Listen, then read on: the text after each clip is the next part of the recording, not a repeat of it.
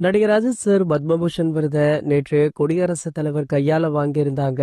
அந்த விழாவுல ஷாலினி, மகள் அனுஷ்கா, மகன் ஆத்விக் உள்ளிட்ட பலருமே கலந்து கொண்டாங்க. இந்த நிலையில நேற்று மாலை அஜித் சார், ஷாலினி அப்படின்னு அனைவருமே டெல்லியில இருந்து சென்னைக்குமே திரும்பியிருக்காங்க. அஜித் சார் செய்தியாளர்களை சூழ்ந்து கொண்ட நிலையில அவர் சில வார்த்தைகள் மட்டுமே பேசியிருக்காரு. அனைவருக்குமே நன்றி அப்படின்னு கூறிய அவர் விரைவில் நேரில் சந்திப்போம் அப்படின்னு சொல்லிட்டு சென்றிருக்காரு. ஷாலினி மேடம் பாத்தீங்கன்னா அஜித் செய்தியாளர்களிடம் பேசும்பொழுது சில கேள்விகளுக்கு பதிலுமே கொடுத்திருக்காங்க. அது சார் பத்மபூஷன் விருது வென்றதை பற்றி கேட்டதற்கு ரொம்ப பெருமையாக இருக்கு அப்படின்னு ஒரு வார்த்தையை சொல்லியிருக்காங்க. சோ அது மட்டும் இல்லாம ஒரு சில விஷயங்களை பேசியிருக்காங்க. சோ இவங்க பேசிய விஷயங்கள் தற்போது சமூக வலைதளங்கள்ல செம்ம ட்ரெண்டிங்கா போயிட்டு இருக்கு. அது மட்டும் இல்லாம ஏர்போர்ட்ல அஜித்திற்கு ஒருவர் சால்வை போட வந்திருக்காரு. அதனை தடுத்து நிறுத்திய அவருடைய மேலாளரான சுரேஷ் சந்திரா அஜித் அவர்களுமே அதனை வேண்டாம் அப்படின்னு தவிர்த்திருக்காரு. அதனால சிறிது நேரம் பாத்தீங்கன்னா அங்கு பதற்றம் நிலவியது அப்படின்னே சொல்லலாம். சோ இதனடுத்து நம்ம ஏகே அவர்கள் மீண்டுமே வெளிநாடு பறக்க இருக்காரு. அங்கு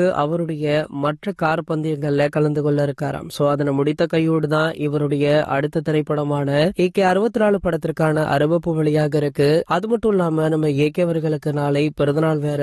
அந்த செலிப்ரேஷனை முடிச்சிட்டு தான் அவர் வெளிநாடு செல்ல உள்ளார் அப்படின்ற தகவலுமே வெளியாகி இருக்கு. இது போன்ற செய்திகளை பத்தி நீங்க உடனே தெரிஞ்சுக்க நம்மளுடைய அஜித் டாக்கீஸ் சேனலை மறக்காம சப்ஸ்கிரைப் பண்ணிக்கோங்க.